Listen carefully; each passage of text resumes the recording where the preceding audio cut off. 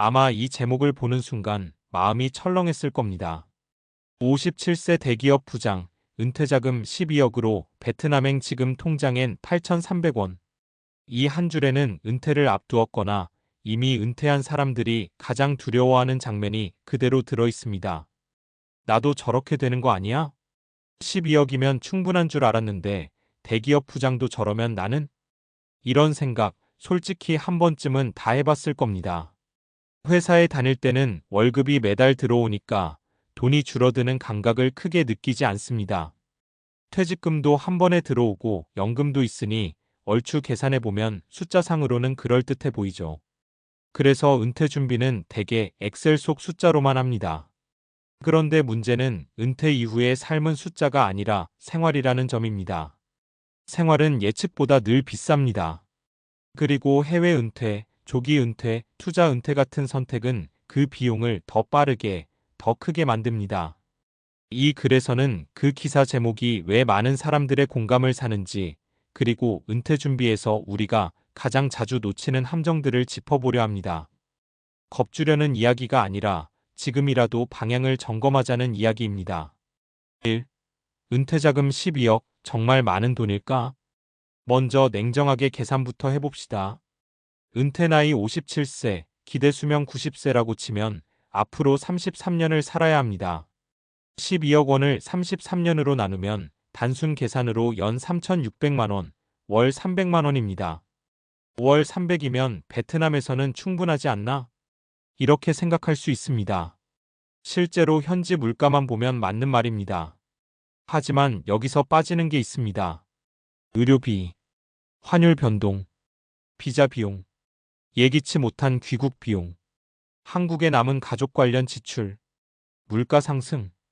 특히 나이가 들수록 의료비는 직선이 아니라 곡선으로 증가합니다. 60대 후반부터는 매년 체감이 달라집니다. 게다가 해외에 살면 보험 구조도 복잡해지고 큰 병 하나만 걸려도 몇 년치 생활비가 한 번에 날아갑니다. 결국 12억이라는 숫자는 많아 보일 뿐 길게 쓰기엔 결코 여유로운 금액이 아닙니다. 2. 은퇴 후 가장 위험한 착각, 생활비는 줄어든다. 많은 분들이 은퇴하면 지출이 줄어든다고 생각합니다. 출퇴근 안 하고 회식 없고 옷도 덜 사고 차도 안 타니까요. 그런데 현실은 정반대인 경우가 많습니다.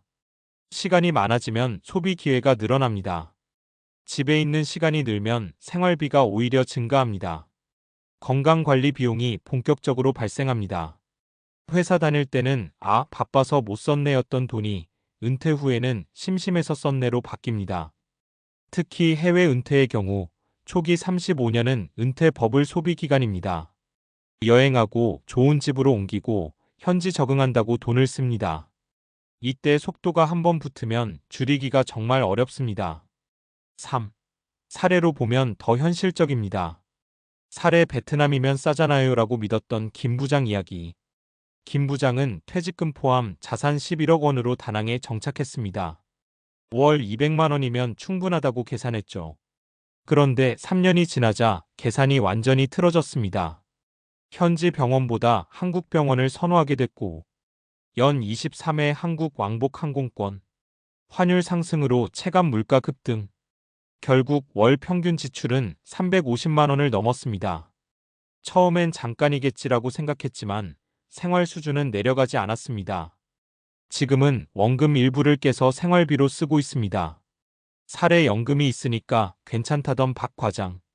박 과장은 국민연금과 개인연금을 합쳐 월 250만 원을 받습니다. 자산은 8억. 그래서 큰 걱정 없이 은퇴했죠. 하지만 문제는 집이었습니다. 전세로 살다가 갱신 시점에 전세금이 크게 올라 결국 자산의 상당 부분이 묶였습니다.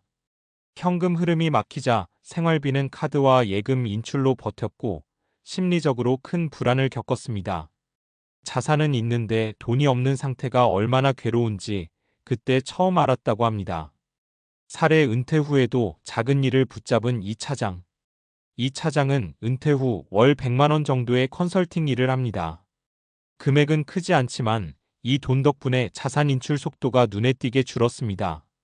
무엇보다 심리적으로 다릅니다. 돈을 까먹고 산다는 느낌이 아니라 보태면서 산다는 감각이 은퇴 생활의 안정감을 만들어줬다고 합니다. 4. 은퇴 준비의 핵심은 총액이 아니라 속도다.